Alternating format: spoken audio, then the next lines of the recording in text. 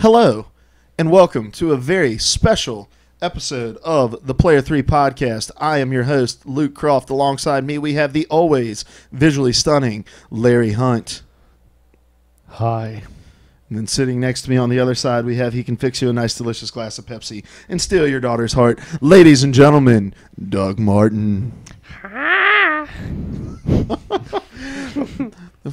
P3P, so nice. We did it twice. We missed last week's episode. We wanted to deliver a special episode. We missed the special episode last month. How did we make that happen? It was supposed to be our quarterly award show, and it didn't happen. Oh. We never did it. Drats. It's okay. We'll make up for it because one of my favorite days of the year is coming right around the corner, and that is E3. My favorite couple days in the video game industry. Everyone's doing it, and so we decided to join the party as well. We are going to be giving our E3 predictions, but there's going to be something on the line. See, we as a group of friends do these things called milkshake bets. This is normally what we do. Not normally. We've only done it once or twice, what we do when we play poker. But regardless, the way that it works is each of us, Ben is not here. He had to go have dinner with his wife for her birthday. But he has submitted. Which is Wednesday, and we're recording this on a Monday. But regardless, he has submitted his E3 predictions as well, so he will be involved in this. We've each given 5 predictions for the upcoming E3. We will all sit down and watch these together when we get back from where we will be. We will be at camp that week, and I'm very upset about that. I have to talk to Scott. We're missing the NBA Finals. We're missing E3. This is the worst ever. Anyway, but we're going to keep score. Whoever gets the most right will win a milkshake from each of the losers. So they will essentially win 3 free milkshakes. And by that I mean I will be winning 3 free milkshakes. It'll be wonderful. So this is open to all of the various E3 shows, which we have Bethesda, Square Enix, Sony, Ubisoft, EA, Microsoft. Am I missing anything? I think that's it. Probably. And Nintendo. Sorry. Sort of. We always forget about Nintendo. So here's how we're going to do it. We're going to go around the circle. We're going to start over here with Larry. I will then give a prediction. Seth will give a prediction. I will read Ben's prediction. We will react to each other's predictions, talk about the likelihood, what we think is, if we think it's going to happen, would we like to see it happen, and maybe build off of the discussion there. We ready? You ready? We just start at number 1. Ready? You can just, whatever you want to do, whatever direction you want to go in here. All right. All right, Larry. My first prediction is that we will see HoloLens in action. No more just talk. We're going to see how it's going to be applied, how they're planning on kicking it off. They're going to show us what it can do. Or at least a simple demonstration. Right. Let me ask you this question, because this is something I'm struggling with my first prediction as well. This is an individualized experience that they are going to have to somehow display to an entire crowd of individuals. I agree that we're going to get to see HoloLens. I don't know how much of it we're going to get to see. I don't think they're going to spend a ton of time on it just because I don't know how close we are to HoloLens. But regardless, when you say we're going to see HoloLens in action, how do you see Microsoft doing that? Dang it, Luke. Why would you ask a question like that? All right, so we got a guy on stage doing something, but there's also a video feed that is coming from his HoloLens, so you can see what it looks like from his angle. Okay, all right. Here's what he's seeing, even though you can't see it because you're a layman without a HoloLens. All right. Well, how do you feel like they would do that? I feel like how big a deal is this really in the world right now? Is it something that people are kind of outcrying for, or that they're really excited about? I'm not a big Redditor like you guys are. I think people are excited about it.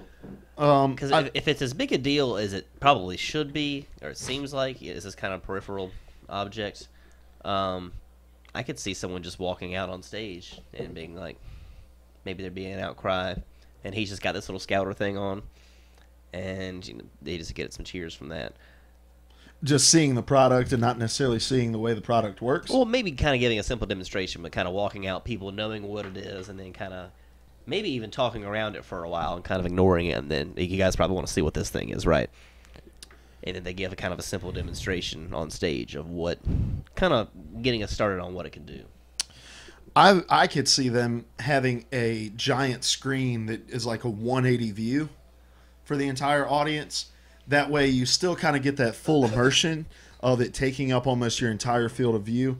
But I can also see them possibly saying, hey, the first 100 people on this front row, the first 100 people in this thing are going to actually get to wear HoloLens through this, or Project Morpheus when we, in talking about Sony.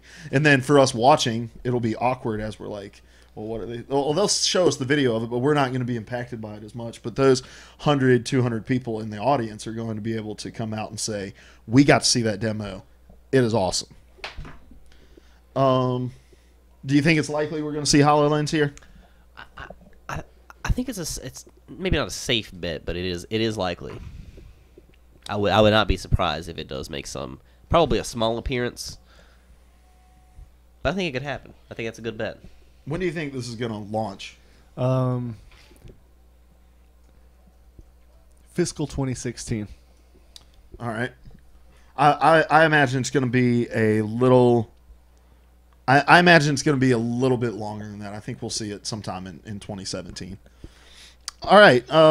My prediction is also in the virtual reality realm, and I'm glad we're kind of getting this out of the way because I'm not particularly excited about it. I'm excited a little more about the augmented reality of Microsoft, but I think what we're going to see a lot of this year is Project Morpheus, and I think specifically during Sony's press conference, we're going to see a launch date that will land somewhere in the first half of 2016. Probably closer to the summer, maybe even right around E3 of next year, so they'll have a second opportunity to hype it. And I think we're also going to hear the pricing of it, which I'm going to say around $249. I'm going to say it's priced at $249 because here's the thing about a new peripheral: it has to be accessible enough at a price point for people to say, "I'll take the risk on that," because there's that Northwest Studios is developing for VR. They're obviously going to have a couple of other projects coming to VR, but the software is not going to be there in the very beginning for people to say the software is worth taking the risk. But to say it's a very low entry price into this thing, that will get people motivated to buy it. And it's what they did with the PS4 as well, was, hey, Xbox is going to be $499 on release. Ours is going to be $399, and they got people excited because it was a good price point. That's the reason that Sony outsold the Xbox, the PlayStation 4 outsold the Xbox One in the beginning, without really having any games on it, was because the price point was so competitive. So I think they'll do that same thing with Project Morpheus. Real quick, teach me how to drop the band hammer. Here, I can do it. It's not a big deal. What are anyone else thoughts on Project Morpheus? That's a very specific point for you to launch with the price point and the date. Yeah. And I don't know, what would we say? We got to determine the rules of this. What would we say credits a point for this? Does it have to hit every single point? If you've got a 2-tenant point like you just had there, maybe a half a point if part of it's right. That seems fair. Fair. Agreed upon. Agreed upon. Ben? Yes? Oh, that sounds like the greatest idea I've ever heard. You're so cool, Luke. I want to see you without your shirt on. Any points that I win, I automatically give them to Larry. Oh, man. Wow, Ben, that was very generous of you. Wow, thank you. What a guy. Man. What a guy. Is it my turn? Yeah, Seth, it's your turn. Number one, I went mostly games because that's what I'm so excited to see. My first prediction is it only launched last year. Last year, right? Yes. Okay. So it's a little soon, but I think we're going to get, if not just an announcement that it's in the works, I think we're going to get an Evil Within 2 teaser. Maybe just like a little 30-second clip, something ominous and scary, just to kind of let you know, because the way that game left off, there should be a sequel. And it could be a very different story than the last one. You know, protagonists could change. It could go in a lot of directions, but I think there will be something at E3. If not outright announcing it, then kind of hinting towards it. Here's the thing. That game was incredibly well received, and Bethesda's got a lot of time they've got to take up. They've got their whole own conference now. That's why I think they're going to be dropping bombs left and right. Yeah. Obviously, we're going to see Fallout. I don't think anyone has that on their prediction because it's not a prediction. We're going to see Fallout. No, that was on my prediction. Was it? Yeah. Oh, my fault, man. You could go more in depth on that in a moment. But yeah, Bethesda's going to have to fill it up with something. Yeah. Obviously, Fallout. Obviously, some other stuff. But I think the Evil Within. I think that's a good bet, safe bet. All right, Ben. Here's Ben's first one. He says Microsoft to announce a new Minecraft animated series to combat Sony's Powers television series. I don't think Powers is popular enough to need competition. And I also don't think a Minecraft animated series would directly compete with a live action superhero series.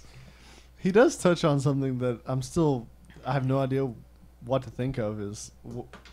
Where is Microsoft going with purchasing the Minecraft IP? That is something we've been curious about for a while, and that's a possibility, but I don't imagine it being.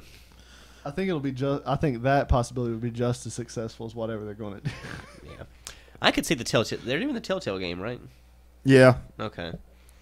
Which I have no idea how that's going to work either. Yeah. But yeah, I'm really curious as to what they're going to do with this IP, because we've talked about how like Minecraft isn't really anything that lends itself to the narrative, to a narrative, to a sequel, to anything like that, because it finds its quirks in the fact that it is very simply made. The art style is very simple, and so really like a graphics update on it would kind of diminish what a lot of people find the value of that game to be. And so I think it's going to come in merchandising, and I'm gonna touch on this point maybe a little later, but could you see them doing something like a Disney Infinity, like a Lego Dimensions, where you will be able to buy figurines that you can then use, because the mod universe in Minecraft is very strong. Give them physical things that they can then use to place into the Minecraft worlds and build with. Could you see them doing something like that? I could see them attempting it, but I think that market is on the verge of being flooded. Yeah, that's very true. Very true. All right, Larry. All right. I think even though we just now got a hint that it's going to happen, I'm just going to go out on a limb and say that we're going to get our Left 4 Dead 3 announcement trailer. Just some sort of, hey guys, it's finally coming. You're going to get it. Do you trust Valve to release a third iteration of anything? Not at all. 2 of my predictions are wishful thinking, and this is one of them. We talked at length about this on the main episode for this week, but having a new direction for this game that is more that asymmetrical online style. You know, we talked about how that would be really cool. I think if anything, we're going to see a 30, 45 second tease of something. I don't know how deep into this, especially if the rumors are true and Turtle Rock is the one that's working on it with them. Because are they even done with the Evolve DLC? I think there's going to be more. It's just like really that big. I think the main thing they had announced at first was that hunter pack with the 4 new hunters and the new monster. So that's done, but I'm pretty sure it's going to continue. I just don't know with what. I haven't really been playing it as much as I was back in the day. Back in the day, I mean 3 months ago. All right, number 2 on my list. I think we are going to see Uncharted 1 through 3 remastered. I don't think that's really much of a guess. I think most people are pretty well aware that project is in the works.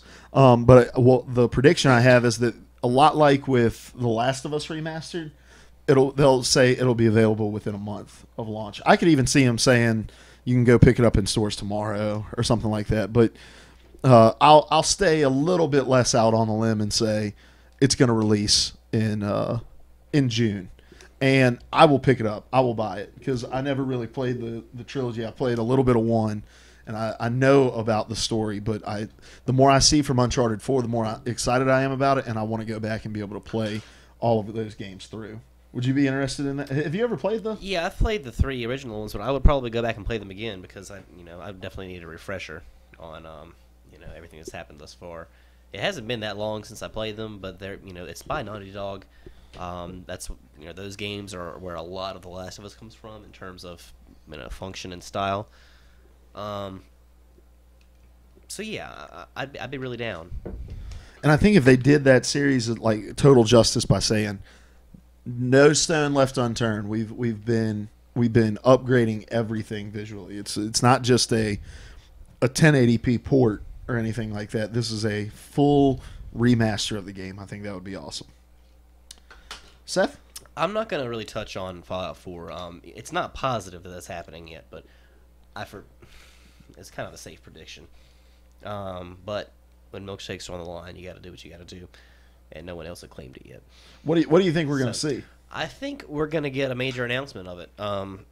It's almost to the point that if they didn't, there would be outcry. Because everyone's talking about this right now, and everyone's been waiting for it. And this kind of plays into my next prediction. I don't know if you want me to talk about Fallout 4 for long right now. What? It's going to play into your next one? Kind of. Just in terms of how people have been waiting for this for such a long time. And at this point in the new generation, it's a great point to start dropping some major hits in terms of, beloved franchises. Are you excited about Fallout 4, Larry? Yes, I enjoy the game. I'm not as crazy about it as I think Ben and maybe Seth are, but I love the Elder Scrolls much more than I do Fallout. Same. I enjoyed Fallout 3 for a while, and then it just kind of got to the point, and I don't really remember necessarily what I didn't enjoy as much about it, if it was the karma system or what. But I don't know, just something about the Elder Scrolls just draw about the way that it works, and the ecosystem kind of something about that game is just vastly different, other than the obvious kind of fantasy versus. I feel more free in Elder Scrolls. Yeah, absolutely. Fallout pushes me more in a direction. I agree with that, and it's much smaller too, which of course part of that's in terms of when the games came out. Yeah. But I don't know. Well, even Fallout, I believe that I'm more excited about Fallout 4 because it's in a post Skyrim world, and so we're gonna get probably the biggest Bethesda world yet. It will probably still use a karma system, things like that. That's fine, but I don't know. I think that with this gen's graphics, with kind of the post Skyrim world where we learned a lot about what people want and what really works with these kind of games, these huge open worlds, 200 plus hours. Wasn't Skyrim 600 plus hours or something like that? I have no idea. It was huge. It was huge. It's probably one of the biggest games of all time, if not, other than World of Warcraft or something like that. But it's very exciting, especially for a guy like me who loves sandboxes like this. Yeah, I think we're going to see 20 to 30 minutes of we're not going to see it, but there's going to be a 20 to 30 minute behind closed door demo. Rumor has it that Guillermo del Toro's studio has produced the trailer that will be shown for Fallout 4 at E3.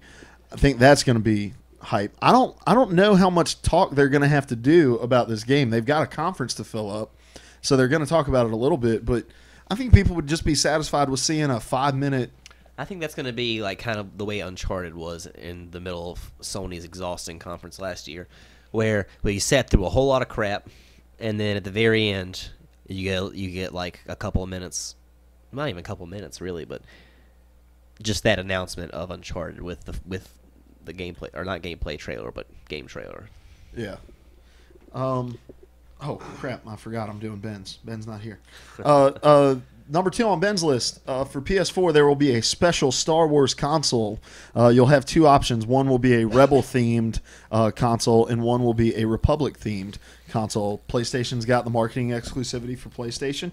I mean, for the Star Wars Battlefront. They also have the marketing exclusivity for PlayStation, believe it or not. Yeah, only they can market PlayStation. It's pretty wild. Weird. But I could definitely see this happening. I don't know if 2 separate versions of a hardware is going to be possible. I think it costs too much to develop hardware to have two editions of it. But how sexy would a gray and orange PlayStation 4 be? I'd be all over that. Yeah, I definitely see this one happening. Because as soon as Xbox released Star Wars Kinect last generation, they had R2-D2 console with the C-3PO controller. I think Ben is batting 1 for 2 right now. All right, number 3 on your list, Larry. All right, so I think we're all going to be very surprised. I'm less confident in this now, since that one dude's not even showing up. But Nintendo will announce a relevant console with excellent graphics, good online matchmaking, and games targeting an older audience. This is pure and entire wishful thinking. Every E3, this is what I hope I see. And it hasn't come true yet. Yeah, I'm sorry, Larry. It's already been announced that they're not going to show any NX at this year's E3. That they're going to kind of give the last hurrah to Wii U with Zelda coming out and all that sort of stuff, and the new 3DS XL. Sorry, buddy. You're wrong, brother. Your first two are great. It's gonna happen. Your first two are excellent. I agree with them wholeheartedly. But number 3, you may lose a milkshake on that one. I'll at least do better than Ben with Microsoft announcing Minecraft animated series. I think This is very true. Where you just watch a guy walk around and harvest dirt. the first episode is 45 minutes of just chopping trees. No dialogue. We've got to build a house. It'll be the cheapest series ever to make because it'll just be made in engine and they don't have to pay any voice actors. They already own the IP. Number 3 on my list, there will be an Xbox Slim that will release alongside Halo 5. It'll be a special edition Xbox Slim bundled with Halo 5, 1 terabyte in the console. That is my prediction. I don't know how I feel about that. I'm not sure. I feel like it's still so early for Slims to be coming out. I realize it's been close to it before. Xbox still has a lot of problems to work through. Not nearly as much as they did before, but with network issues, things like that. It seems like every time I get on to play a Call of Duty Clan War, none of my friends and I can connect because of some kind of issue. Your friends list is down or something like that. And it's infuriating, especially paying $50 a month, or not a month, $50 a year, as little as that seems. When you're paying for something, and it makes me even more frustrated with PlayStation when they have issues, which is rare, more rare than Microsoft. But when you're paying for services, especially when you used to not have to pay for them, I expect the best. I expect to be able, especially when a console like the Xbox is supposed to be as connected as it is, when that connectivity fails, you're dropping the ball. Yeah, every time that connectivity fails for any kind of substantial amount of time, there should be some sort of reimbursement. Yeah. Like, even if it's just like, all right, everyone with gold gets $1. And I'm not even talking about like I forgot what they've been called, but the attacks. Yeah. Lizards. We don't say their name. Yeah, The we know who you're talking pathetic- about. What kind of attacks were they? The DDoS attacks. DDoS, whatever it is. Is it called DDoS? DDoS, DDoS. Okay. Not even talking about that, but even like when it's for a few hours or more than a few hours, like a day or something like that. Really, if I can't connect within a few hours, I'm giving up for a day or two.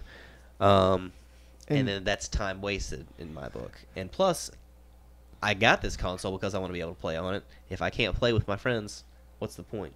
And when Larry, like, do you still have those party issues? I haven't in a long time, but I'm also only playing a couple times a week at Yeah. this point. So And my console will still every few weeks or so it won't connect to matchmaking for some reason, and it'll say that I'm having high packet loss, whatever that means. It's something about your connection to the internet.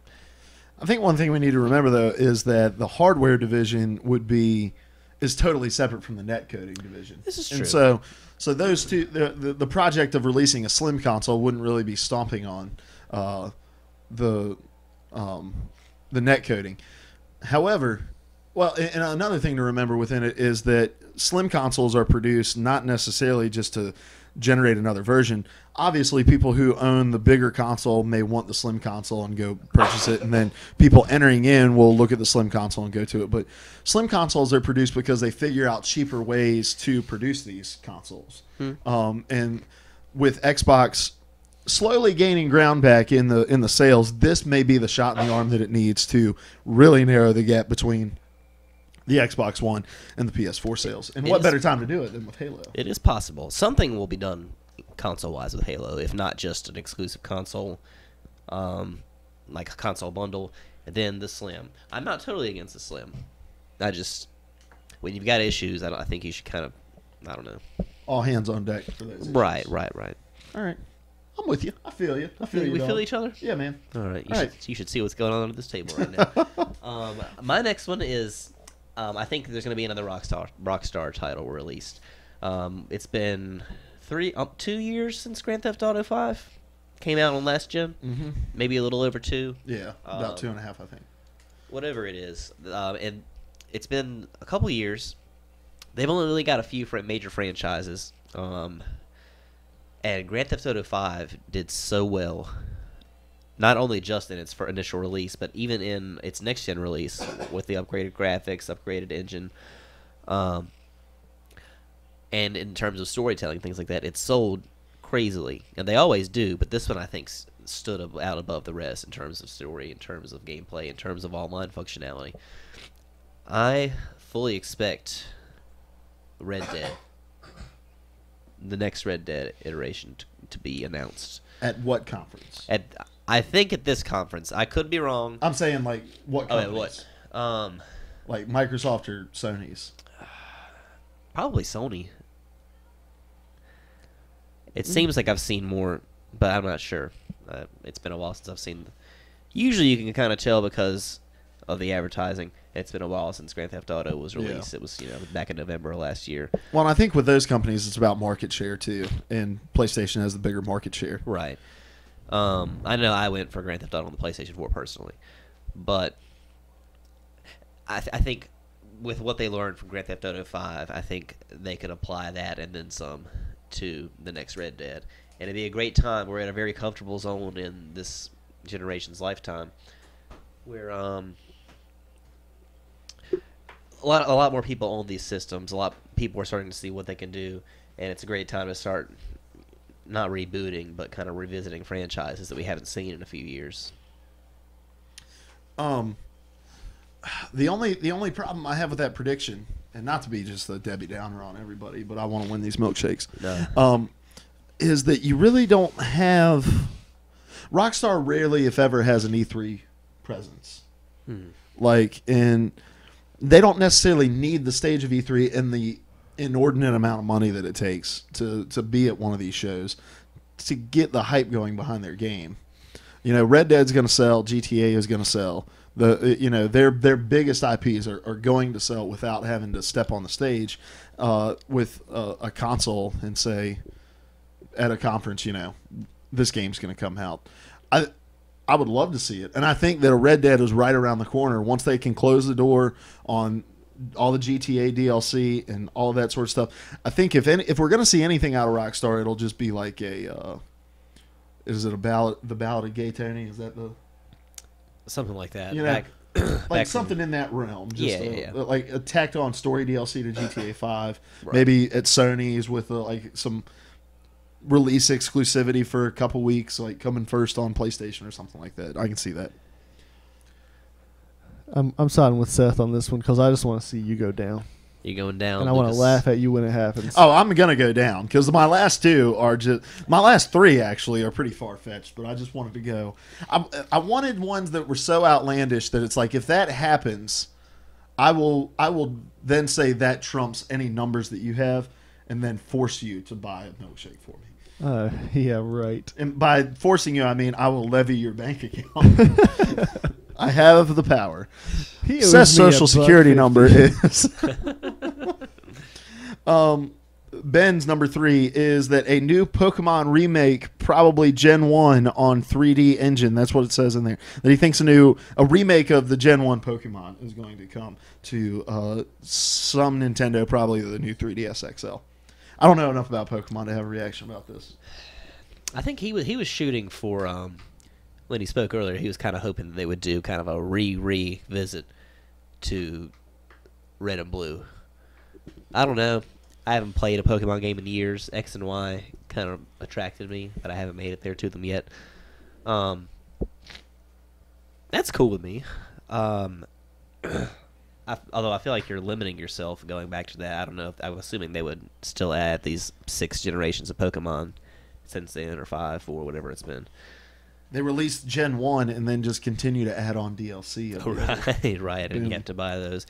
But it would be really cool if you kind of had this huge world on the 3DS where you got to kind of like all of the games combined with all of their maps.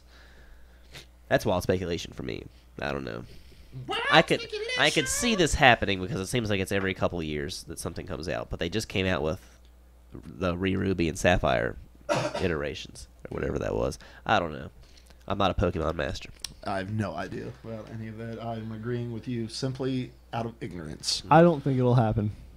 I don't see them revisiting, but could be wrong. It's just this the kind of where they switch to this 3D format is really enticing, and it kind of changes everything that's happened.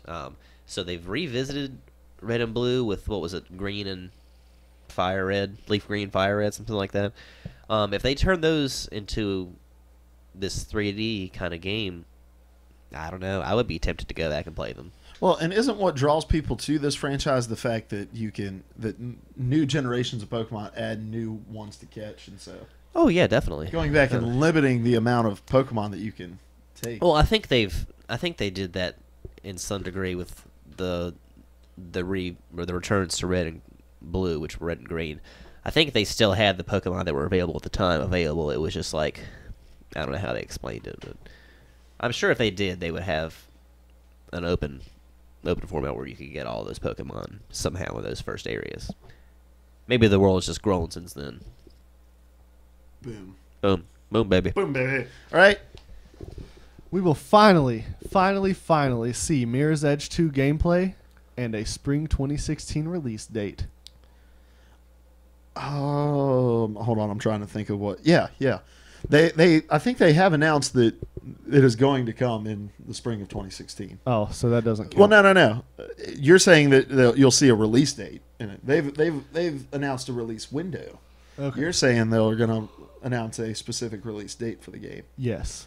What do you think the improvements on Mirror's Edge are going to be?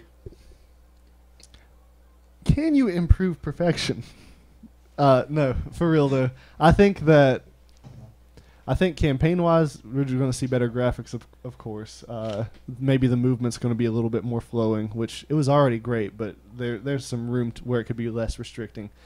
But I think one thing that needs a lot of improvement is there's a time trial mode that had the most horrendous glitch, and they never bothered to patch it out. So you would compete for the worldwide top score in completing these courses the fastest. And some of those courses where you bought DLC to compete.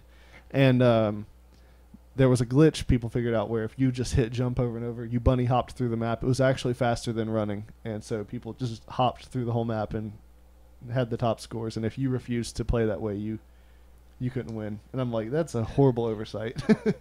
I can imagine that things, even like Assassin's Creed and things that deal, specifically in movement, would kind of have an influence in how that movement's evolved in something like Mirror's Edge, where it's so unique that you're gliding and wall running over glass skyscrapers and things like that. I mean, even as far as like Dying Light's parkour or even Titanfall's parkour, in a sense of just that fluidity of movement, being able to chain things together. And I actually feel like Mirror's Edge was more influential on those games than it gets credit for, especially Dying Light. When I say that it's restricting, it's not that you can't chain things together. It's just there were just minor things like I wish you had more influence on how far you wall ran or like little things. It felt clunky, I guess, is what I'm trying to say. But as far as linking stuff together, it was excellent, combos and such. And Dying Light owes a lot to that, especially once you unlock the perk that allows you to roll to avoid damage. But you've got to hit the button at the right time. Something that it lacks that maybe it'll pick up on is in Assassin's Creed, your parkour can shift into almost just climbing instead of the free running kind of stuff. And that would have been really helpful in some places in that game. Because one of the draws of that game too is you can go through the map, and there's a lot of different ways you can do it. And so you play through the game for the story, but then part of its replayability is trying to be one of the top scorers and completing the levels the fastest. Awesome. Mirror's Edge 2. Get hype. Get hype. Number 4 for me, I think EA is going to enter the Toys to Life game here. I don't think we're necessarily going to see Microsoft do it. I think Minecraft would be an IP that would lend itself to that because they have such a big toy market now. Yeah. But I think EA, and there's little sticky fingers here, going to get in and they're going to say, I don't know what universe they're going to bring to it. I don't know what appeal they're going to have. Maybe it'll be like a Skylanders kind of thing where it's just a totally new universe. It's not built on anyone else's, IP. So I think EA is going to release a new Toys to Life game, and I think it'll be the game that sends, along with the release of LEGO Dimensions, that will allow this Toys to Life thing to pop and get it out of our stores. Seriously, I feel like half of GameStop anymore is filled with Disney Infinity and Skylanders. Yeah. It's a lot, and there's a bug in here. It's a stink bug. Got distracted. All right, Seth. We just had Mortal Kombat X, so this is a little bit of a leap, but I think that we'll get some kind of acknowledgement about Injustice 2. Maybe just kind of a teaser trailer of Batman mouthing off to Superman, kind of like the new movie coming out next year, right? Mm-hmm. With Ben Affleck. Okay, just Batfleck. something Affleck. Just something to acknowledge that the game is coming. They did so well with that new franchise coming out of between Mortal Kombats, and that game influenced the newest Mortal Kombat so much in terms of gameplay and just in functionality that it's got to happen. Are you guys up to date on it? I know you're not. Are you up to date on Arrow? Yeah. Do you plan on watching it? Yeah. Okay. If you care about Arrow, significant spoiler alert. So just block your ears for like 10 seconds. When Injustice 2 comes, I want one of the alternate costumes for the Arrow to be the Ra's al Ghul costume, because that thing is sweet. It is. I really liked it in Injustice 1 how that you could play the Arrow from the show. Yeah. But I'm sure they can't pass that up. Excellent costume. All right. Spoilers off. Spoilers off. Yeah, I think it's cool. I'd love to see another Injustice game. I thought the first one was a lot of fun. Those fighting games don't appeal to me necessarily, and I'm going to give my money to it. But I enjoyed Injustice more than I've enjoyed the little bit I've played of Mortal Kombat X, I think. And maybe I like the characters more in Injustice than I do in Mortal Kombat. But I'd like to see a second one. It was one of the most well-rounded fighting games of all time, and one of the most influential within the last two generations. So. Ben's fourth prediction is that Elder Scrolls will announce over $200 in paid DLC for Elder Scrolls Online. I can see This is one of those I'm like, all right, Ben. All right, what website you take that from? All right. No, I think that's I think that's almost a guarantee. Lock it up. I don't know where $200 comes from, but I could see it being even way more than that. Because they've shifted to free to play, haven't they? Well, it's not free. You still pay $60 for the disc. Oh, sorry. I meant, but you're not paying a There's monthly no fees. subscription. Yeah. Right. Sorry. Yeah. So I can see them trying to recoup that money in another way. Yeah. You think so too? I You think agree. it's good? I agree. Good job, Ben. That makes up for the Minecraft one. We're proud of We'll you. shake hands here. Proud of man. you, son. Thanks, guys. All right, Larry, you're going to surprise us all here because you're going to surprise yourself too. I need help first.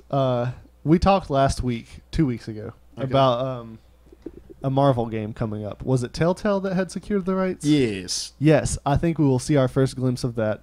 And I think that it's going to be an espionage, Agents of S.H.I.E.L.D. kind of thing, where you play an agent alongside of superpowered people or Inhumans.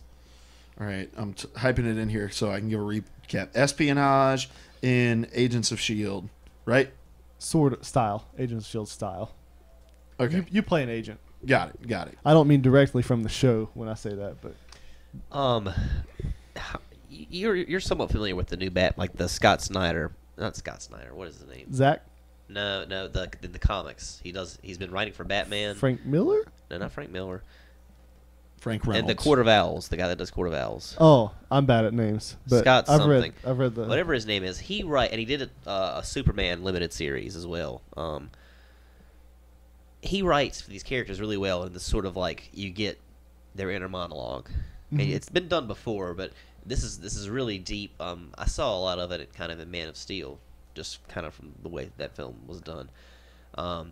I could see even being a superhero in this game, and not being focused on the action, but kind of on this character's development, because these guys have really rich backgrounds that sometimes aren't explored the way that they could or should be. yeah. And they kind of getting a little bit of that development and kind of facing those hard moral decisions that these guys kind of carry on their backs. These guys are Atlas all the time. Yeah, and now that you say that, the series Agents of S.H.I.E.L.D. has also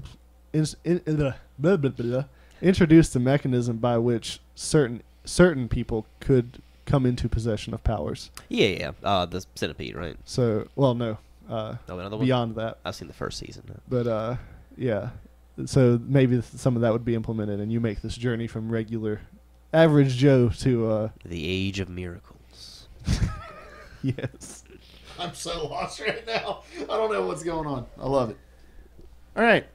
My number 5, and I think this is going to be the most important announcement that is not related to a game. I think this is going to happen. I was fighting back and forth whether it was going to be Microsoft or Sony, but I picked one because I didn't want to leave it too vague. I think Microsoft will announce a new pricing model for digital releases.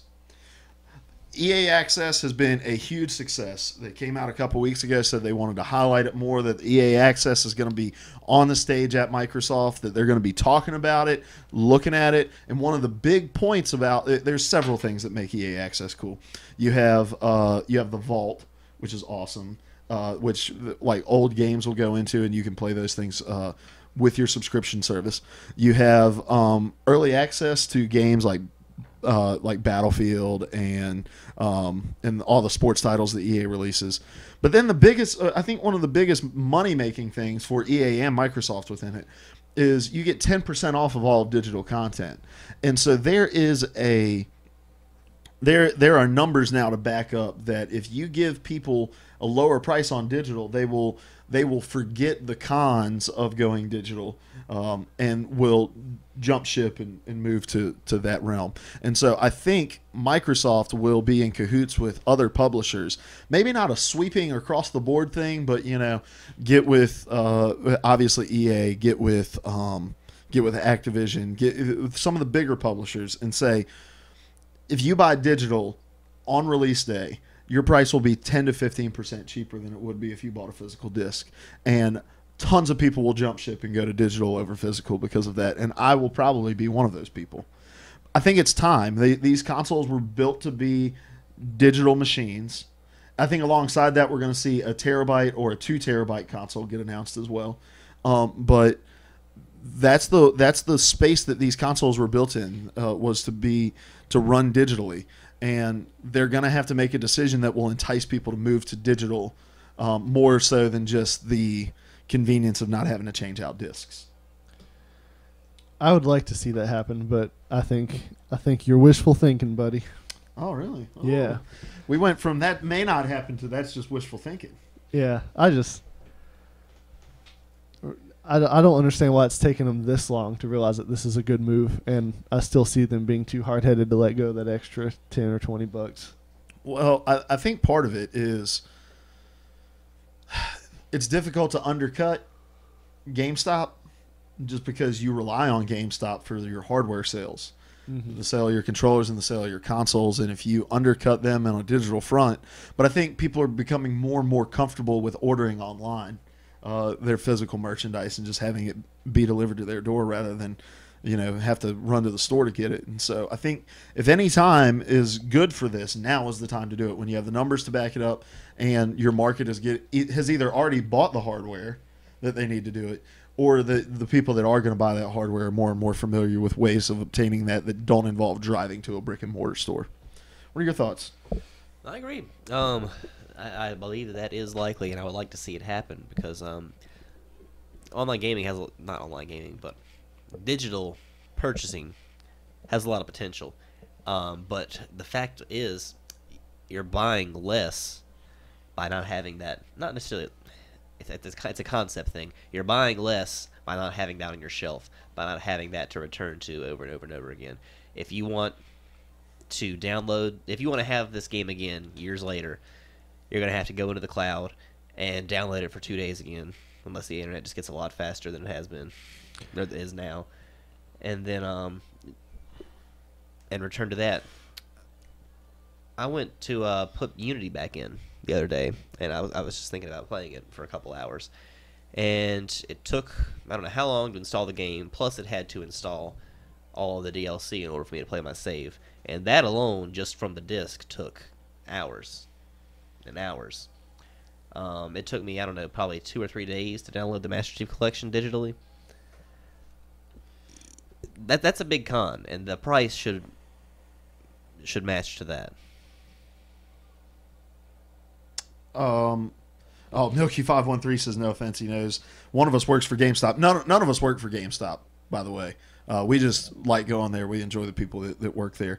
But he hasn't been to a GameStop in over 2 years because of all the other places that you can get games. And I think Microsoft and Sony aren't deaf to that, and they know that people are getting these things digitally in other ways, and then they can just incentivize people to make the jump. I think one of the things that's going to alleviate your problem is being able to read memory directly off of an external hard drive. And I think they already have those capabilities where it's not just acting as a backup system, but as something that the system can read immediately. That way you just fill up a 2 terabyte external, set it aside. So when you want to go back and play Unity, it's not about going and reinstalling it. You just plug in your right. external Makes USB, and sense. it's right there.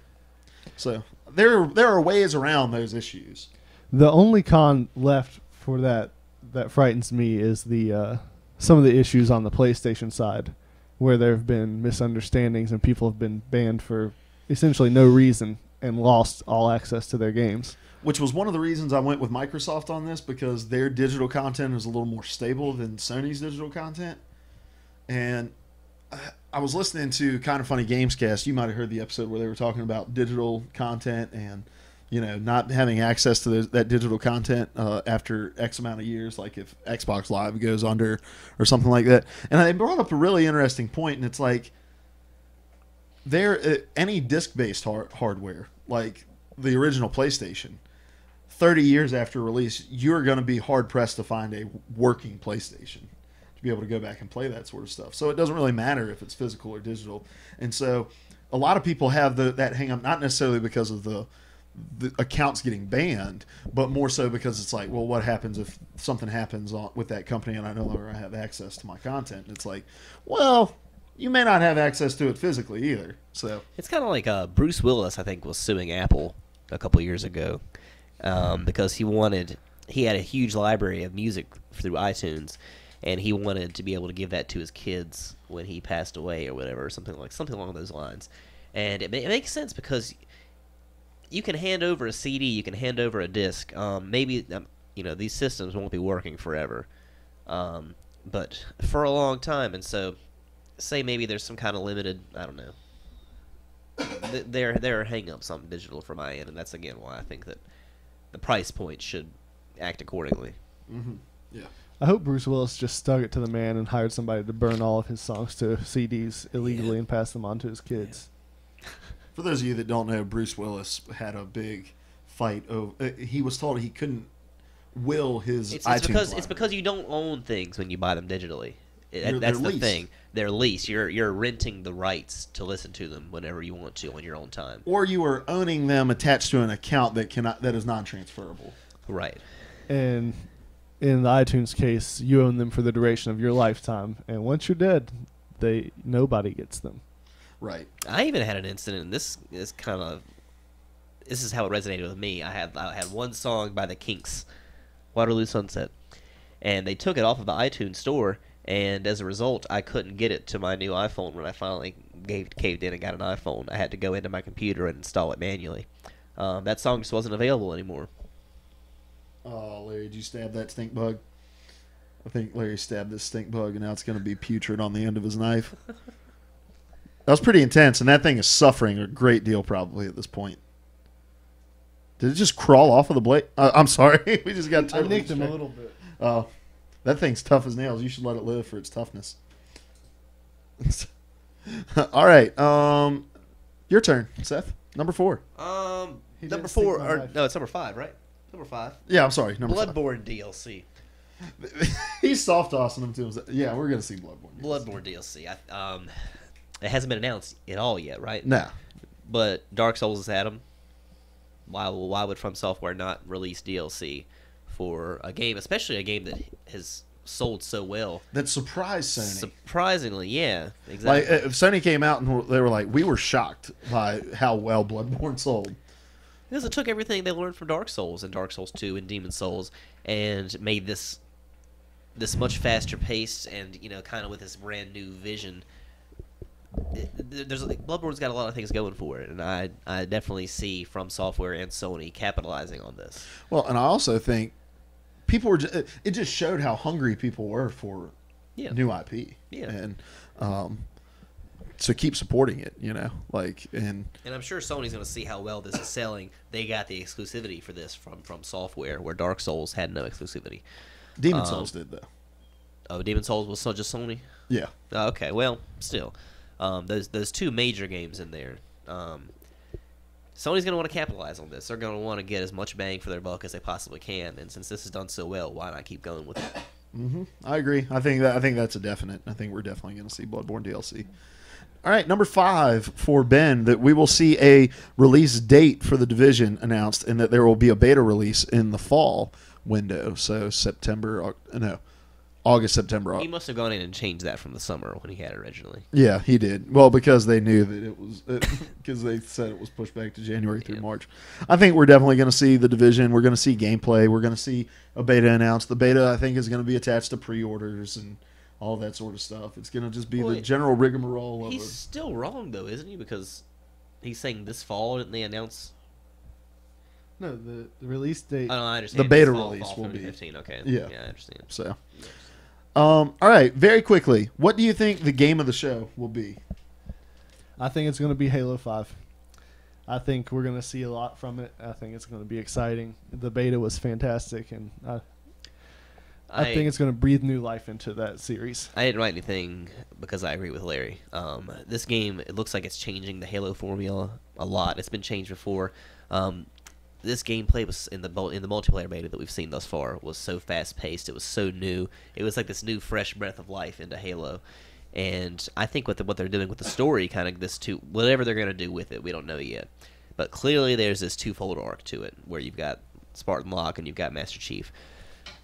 I think this is going to be one of the best stories we've ever seen in a series that is so well known for its stories, both within the gaming world and within the kind of apocryphal novel and comic world that we've seen, even anime now. Even the most recent, that Forward Unto Dawn film, short miniseries. Yeah, and Nightfall. No, I that as well. But I heard some mixed feedback about that. But there was a miniseries that they eventually turned into a movie called Forward Unto Dawn. Yeah, I saw that. Yeah, that one was very well done, I thought. I thought the story was well done. I hated the way that they made Master Chief look. Yeah. It looked like it made the whole thing cheap to me, I thought. Yeah, I can see that. Master Chief probably in this day and age has to be a CGI thing. As you mentioned, it's very new. And my friend Sam and I were talking about this yesterday. Like, in some ways, it is still the classic, basic Halo gameplay. It is all about map control. Oh, yeah. But it's different and not like it's familiar, but also brings a lot of new to the table. You have, Halo is one of those series that attracts purists. You want the same thing. People still hate sprinting, but if you can't stay stagnant in this world, especially if you want to keep selling titles.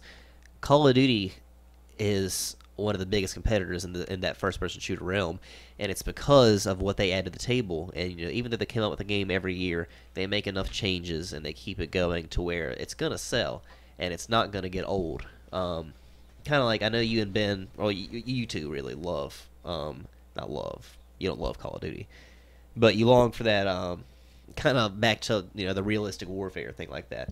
I think that can only sell for so long. It doesn't necessarily have to be a futuristic title, but I think the realm of the possible is only so marketable. Well, and I think like with Halo,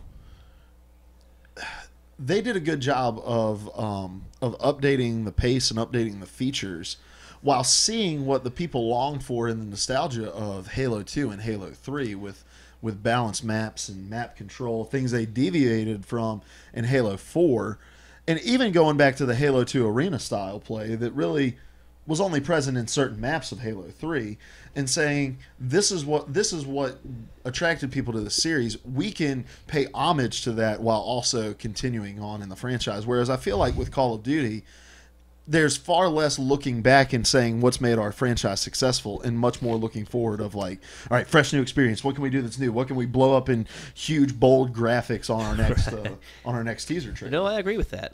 Halo, and that's why I think purists' arguments are null and void most of the time. Because yes, there is value to that. That's why the Master Chief Collection exists. Because here that game or that series of games combined in one is saying, here's where we've been. We're going to give you a glimpse of this beta. We're going to give you a glimpse of this new game. This is where we're going, and we're going to keep going from there. And I really do believe that this is going to be a huge hit at E3 because of everything. We really haven't had a bad Halo game unless you count. I don't know how well their strategy game was received. What was it? Halo Wars. That may be the disappointment. It's either that or ODST. Right, and ODST probably just simply because it didn't have its own exclusive multiplayer. It kind of worked with Halo 3 and added the DLC. People misunderstood that. Yeah, definitely. So. But even that had a pretty good story to it. And this game, I don't know. I'm wildly excited for this game. And to kind of illustrate your point about purists, all the friends that I've played Halo with for the last few years bought the Master Chief Collection, and it was interesting. Those of us who were on Halo from the get-go, we loved every bit of that game once it was functional. Yeah. But those who didn't hop on board until Halo 3 or later could not stand Halo 1 or Halo 2, which in my mind I'm like, those are great games, but to only have the modern fast-paced kind of multiplayer and have to go back to this much slower play style, they could not stand it. Yeah. Well, I feel like Halo 2 and Halo 3 are less of a leap than Halo 3 and Halo 4. Yeah. And I like Halo 3 because of my familiarity with it. I enjoy the gameplay of Halo 2, and I love playing on the anniversary maps of Halo 2 because it's amazing what they've done with those maps. And so, but I do get that sense from people that it's like, that's why the most voted for maps are Halo 3. I think it was the most wildly popular multiplayer of the franchise, and so people just attach themselves to that. Halo 2 is really where they broke in on multiplayer. Everybody had, well, not you, because you didn't get on until 3, but everyone that got into it early on had Halo 1, and they all sat around on the couch, because that's all you could do, or play in a LAN party. Could you do a LAN party on Halo 1? Yes. Yeah. Okay. It was only, I think 8 was the max, though. Yeah. So you would do that, and then Halo 2 is really, I think that's one of the most groundbreaking things about online multiplayer, Halo 2. It started console online gaming, basically. And then, so that picked up a lot of steam, and then when Halo 3 came out, it was just huge. Everybody had Halo 3. Yeah. And then Modern Warfare came in, Call of Duty 4, Modern Warfare, and changed things even more. And that's how we got to where we are today, the birds and the bees of first-person shooting. That's it, boys and girls. Not to mention Doom and all that crap. All that crap. Ben says the Division is going to be game of the show this year. We haven't really seen much gameplay-wise of the Division. We've seen a lot of pre-render. We've seen a lot of scripted gameplay. I think this year we're going to see gameplay. This is make or break it year for the Division. We're going to have to see something substantial out of them, and I think it's going to take something just completely wowing us for it to be considered game of the show. Halo 5 is coming off the back of a very successful beta, while also trying to regain steam from the debacle that was the release of the Master Chief Collection. But it is a franchise that is in constant momentum. The Division is a new IP attempting to gain that momentum. So I think they're going to have to wow us for that to be considered game of the show. But it's not out of the realm of possibility. I wouldn't be shocked if the Division was game of the show. I won't be shocked, but at the same time, I feel like they've kind of dragged their hype train out too long. Mm-hmm. And definitely. Although, like, it's going to have to be mind-blowing because I feel like we know plenty about this game and nothing... I don't see myself being, like, blown away by this new concept because we've been hearing about the concept for 2 years now. Here's the crazy thing about that game, though, is we know a lot about that game, but we don't know anything about how the game works. Yeah. Like, okay, what's the premise? We know the premise. Like, we know the idea of the Black Friday virus that's done this stuff to New York, and now New York is post-apocalyptic, and you're going around, you're a patrol guy, but outside of that, we don't really know. Nobody knows how multiplayer is going to work, how Dark Zone is going to work, how social stuff is going to work. The fact that you can go into Dark Zones just freely in the place, but you also can complete the game single player. It's like, we know a lot about the game, but we don't know a lot about how the game functions at all. Ubisoft probably doesn't either yet. That's why. It's really weird. I've never been this confused while also feeling this well informed about a game. For me, I think game of the show is going to be Fallout 4. It's another really weird scenario where it's like Bethesda hasn't said anything about Fallout 4. We haven't seen anything about it, but yet everyone is 100% certain it's going to happen. And I think they are going to come out, and because of the fact that people know about it, but yet they've been so mum about it, it's because they know what they're going to show is going to blow people away. And so, with a 20 to 30 minute behind closed door demo, and then whatever Guillermo del Toro's studio is working on for a teaser, I think people are going to come out of E3 so excited for this game, and their excitement will be satiated because I think this game is coming out this year. I said it. Boom, baby. That's Boom, not one baby. of my predictions. All right. So let me recap for you here. Larry thinks that we're going to see HoloLens in action. Left 4 Dead 3 announcement trailer. Nintendo making a relevant console that's going to appeal to a more adult audience. Mirror's Edge 2 gameplay and a spring 2016 release date. And the first glimpse of the Telltale Marvel game with an espionage in the Agents of S.H.I.E.L.D. style. I said Project Morpheus launch date in the first half of 2016, price tag of $249. Uncharted 1 through 3 remastered, available within a month of its announcement. Xbox Slim releasing alongside Halo 5. EA going to release a new Toys to Life game, and Microsoft will announce a new pricing model for digital releases. Seth thinks we're going to see an Evil Within 2 teaser. Fallout 4, the next Rockstar title, Injustice 2, Bloodborne DLC.